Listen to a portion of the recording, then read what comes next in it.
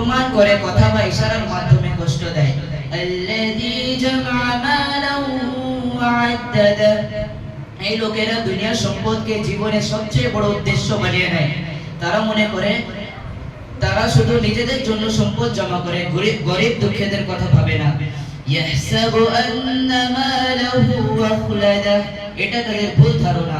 তারা মনে করে টাকা পয়সা থাকলে মরণ বা আল্লাহর শাস্তি থেকে মুক্তি, মরণ বা আল্লাহর শাস্তি থেকে বাঁচা যাবে। আল্লাহ সতর্ক করে দিয়েছেন যে এমন লোকদের জাহান্নামের ভয়ঙ্কর আগুনে নিক্ষেপ করা হবে।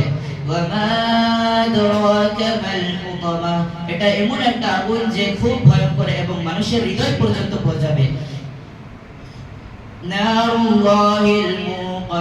এই আগুন আল্লাহর হুকুমে জ্বলবে এবং পাপীদের সম্পূর্ণভাবে ঘিরে ফেলবে।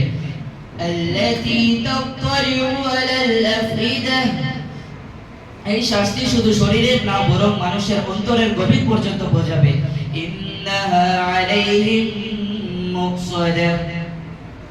তারা আগুনের ভিতর আটকে থাকবে, পালানোর কোনো উপায় থাকবে না।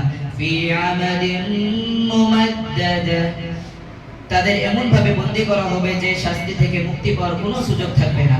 সূরা আল হুমাযা থেকে শিক্ষা, কারণ নিয়ে ঠাট্টা